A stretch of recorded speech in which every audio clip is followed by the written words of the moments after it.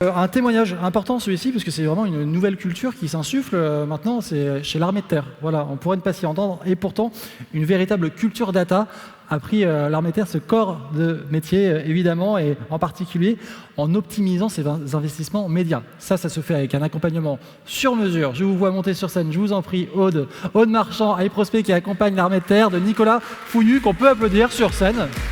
Hop, voilà, mettez-vous là, et tout va bien se passer. À tout à l'heure. Bonjour à tous, je suis ravie d'être parmi vous aujourd'hui pour pouvoir parler de notre travail collaboratif avec l'armée de terre et pour l'armée de terre. Notre collaboration, elle date déjà depuis quelques temps, puisqu'on travaille avec les équipes du colonel Fouillu depuis 2016 maintenant. Et d'ailleurs, merci Nicolas de ta confiance et surtout d'avoir accepté de partager avec nous ce travail. Donc c'est vrai que l'armée de terre a de grands enjeux, notamment celui de recruter 16 000 jeunes, pas moins, par an, ce qui en fait quand même un enjeu sociétal, on peut le dire. Et d'ailleurs, finalement, Nicolas, est-ce que tu peux nous en dire un peu plus sur cet enjeu phare que vous avez aujourd'hui ? Alors Aude, merci de m'accueillir à tes côtés sur ce plateau, face à ce public de qualité. Donc avant toute chose, j'aimerais faire un petit sondage, même si je suis un peu ébloui. Qui dans la salle a effectué son service militaire ? Oui, donc il y a peu de gens, c'est normal. Donc c'est positif, ça veut dire que vous êtes globalement tous plus jeunes que moi. C'est très bien. Et donc l'enjeu majeur pour l'armée de terre, c'est de conserver une armée de terre jeune et de favoriser cette logique de flux. On a des gens qui s'engagent, qui quittent au bout d'un certain temps donné. Donc conserver cette jeunesse, c'est un impératif. Alors est-ce que dans la salle, quelqu'un sait combien de métiers propose l'armée de terre, environ? Allez, donnez un chiffre, au hasard. Bon, je vais vous aider. Une centaine de métiers, plus de 400 spécialités.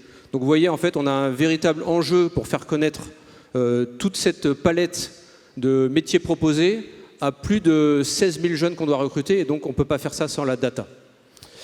Alors les métiers, vous voyez, ça c'est par exemple le combattant d'infanterie. C'est un petit peu le cliché, c'est ce que les gens pensent que l'on recrute, mais l'image suivante vous montre par exemple cette jeune femme qui exerce un métier très technique dans l'arme des transmissions, donc les télécoms si on veut vulgariser.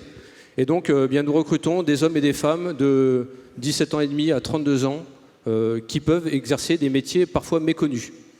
16 000 personnes par an, comme tu l'as dit Aude, qui fait de nous l'un des premiers recruteurs de France, avec des profils très divers.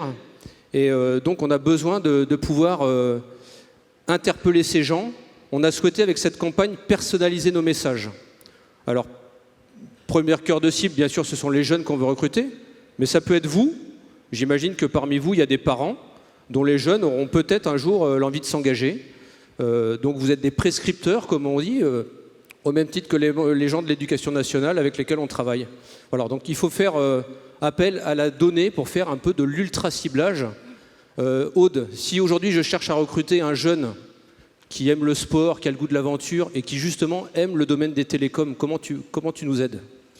Alors, mais effectivement, c'est grâce notamment à des campagnes marketing nourries par la data qu'on va pouvoir faire cet exercice. Donc nourries pas n'importe comment, on va y revenir juste après, mais on va vraiment parler d'ultra-ciblage, on parlait d'hyper-personnalisation tout à l'heure avec Emmanuel.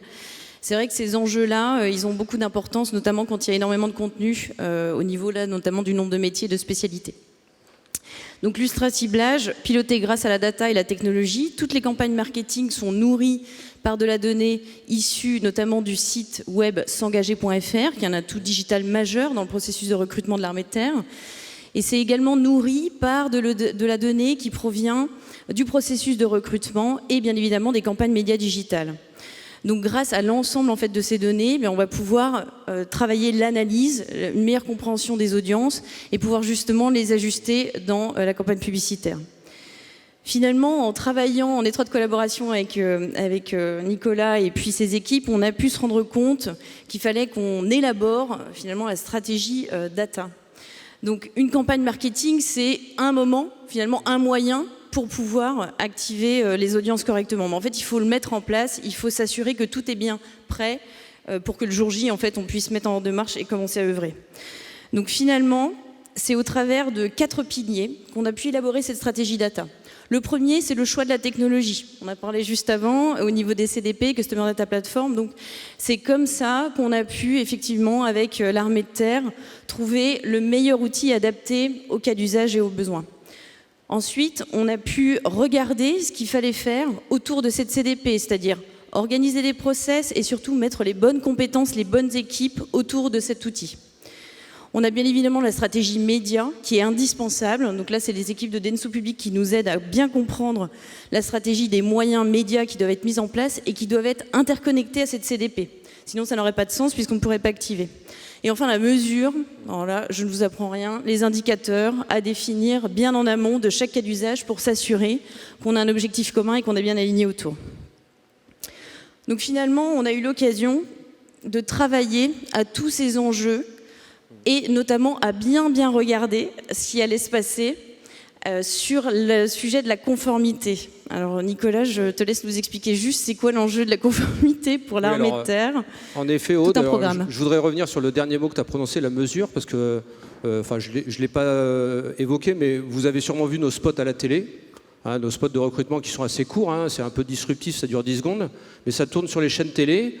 On diffuse aussi en affichage urbain traditionnel, énormément en médias et très récemment en télé segmentée. Donc pour nous, la mesure, c'est essentiel. L'autre enjeu, comme tu l'as dit, c'est la conformité. Donc depuis 2018, on l'a vu ce matin, le RGPD s'impose à tout le monde. Donc il a fallu, pour un acteur comme l'armée de terre, un acteur institutionnel, on est obligé de se conformer aux directives RGPD, bien sûr. Donc celle de l'ANSSI, et vous doutez bien qu'au sein du ministère des Armées, on a d'autres contraintes plus durcies en termes de sécurité des données. Là aussi, Aude, eProspect nous a beaucoup aidé, a beaucoup aidé mes équipes à monter en compétences. Oui, tout à fait. En réalité, en 2018, tout le monde se mettait en ordre de marche pour pouvoir bien comprendre ce qui se passait. Et donc, pendant que Dentsu formait tous ses collaborateurs au RGPD, à la théorie, nous, effectivement, on a pu transmettre aussi aux équipes de l'armée de terre. Et d'ailleurs, je remercie encore une fois les équipes de Nicolas parce qu'elles ont aussi accepté de se faire former. Et ça, pour moi, c'est quand même hyper important. Voilà, il y a une curiosité certaine, un enjeu, un besoin, mais il y a aussi l'acceptation de devoir apprendre quand même. Cette acculturation, elle est clé.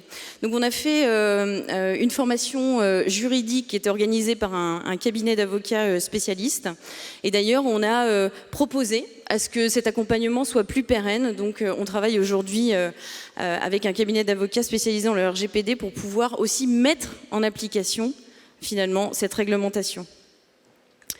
Donc, on a ce type d'accompagnement théorique qui est apporté, et puis un deuxième pan, beaucoup plus technique et applicable directement sur les sites web engagés.fr. Donc, on a mis en place notamment des A/B tests, donc des scénarios A/B tests de la Consent Management Platform. Donc, cet acronyme qui a vu le jour il n'y a pas très longtemps, mais finalement c'est une autre technologie qui permet de mieux gérer la collecte du consentement sur site web. Donc un facilitateur, on va dire, de cette gestion et surtout un mesureur de ce qui se passe véritablement en termes de consentement et de refus de partage des données des individus, donc c'est très important. Et puis surtout, on a pu mettre en place, grâce à la solution Internet, une mesure hybride qui a permis de pérenniser en fait la mesure des performances sur le site de s'engager.fr, là encore une fois. Donc 2 types d'accompagnement qui ont permis effectivement cette montée en compétences et surtout cette application réelle, réalisable, en tout cas du RGPD sur le site web notamment.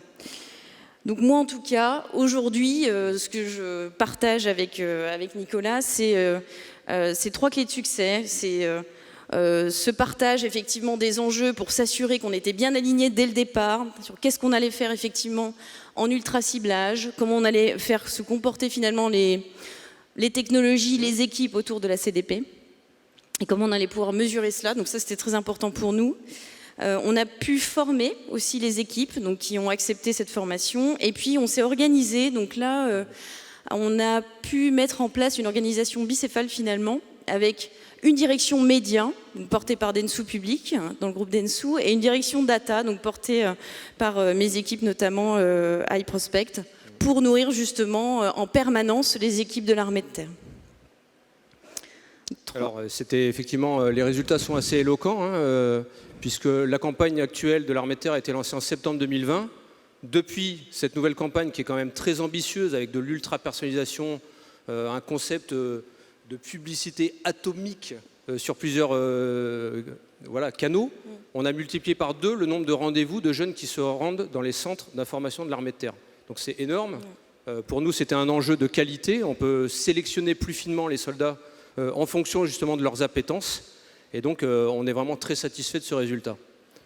Oui, et au-delà de ça, on a réussi en plus à améliorer les indicateurs médias, de performance média. Parce qu'un meilleur ciblage contribue forcément à des taux de clics supérieurs, en tous les cas sur les campagnes médias, et ainsi que des taux de conversion. Donc là, en l'occurrence, justement, des demandes sur le site s'engager.fr. Alors, on en a déjà parlé tout à l'heure. Dans le domaine de la data, on ne peut pas se reposer sur nos lauriers. Donc, nous sommes contents de nos résultats, de nos excellents résultats. Le contexte actuel du recrutement, je pense que tout le monde le sait, est tendu. On ne peut pas se reposer sur nos lauriers, Aude, et donc le prochain défi qui a été un peu déjà évoqué par d'autres intervenants. Le cookie-less, le fameux. Donc effectivement, depuis que Google Chrome a annoncé la fin de prise en charge des cookies tiers en 2023, enfin on verra si la date s'arrête un jour véritablement, on a commencé à travailler, à étudier les alternatives qui existent aujourd'hui sur le marché. Mais bien évidemment, l'objectif, c'est aussi pour nous de continuer à accélérer la construction de la connaissance first party data de l'armée de terre, de pouvoir vraiment continuer à orienter dans ces enjeux-là. Et d'un point de vue technique, on va dire, on a commencé à évangéliser sur la partie tracking server-side. Donc c'est vrai que depuis ce matin, j'en ai pas trop vu en fait évoquer ce sujet. Mais en tout cas, voilà, ça fait partie des alternatives qu'on est en train d'adresser et de tester avec l'armée de terre. Bon, le mot de la fin. Prochain défi, peut-être prochain défi. Alors bon, dans la salle, donc il y a une majorité de gens qui sont jeunes. Donc peut-être qu'il y a encore des gens qui sont dans le cœur de cible, si vous avez bien écouté, qui ont moins de 32 ans. Mais je vais laisser la conclusion à mes équipes, parce que j'ai une petite équipe qui travaille avec moi, et on va lancer une courte vidéo, ils ont un message à vous adresser. Salut le Update, comment ça va? Je suis le vrai chef Dupont. Je suis le brigadier chef Dupont. Je suis le brigadier Dupont. Notre mission, c'est créer du contenu et animer les réseaux sociaux du recrutement de l'armée de terre. Nous sommes présents sur Instagram, Facebook, YouTube. Mais également présents sur TikTok, LinkedIn et Twitter. Que vous soyez parents ou étudiants, nous avons un message pour vous. Si vous voulez vivre une expérience humaine et professionnelle hors du commun, notre institution basée sur le collectif recrute. Pour nous rejoindre, c'est simple. L'armée de terre recrute des hommes et des femmes de 17h30 à 32 ans. Avec ou sans diplôme et jusqu'à Bac+5. Pour plus d'informations, rendez-vous sur le site s'engager.fr. A très bientôt et en avant soldats. Voilà, merci de votre écoute. Et puis n'hésitez pas à vous rendre sur le site web s'engager.fr pour plus de renseignements sur les métiers que propose l'armée. Merci Aude, à bientôt. À bientôt, merci.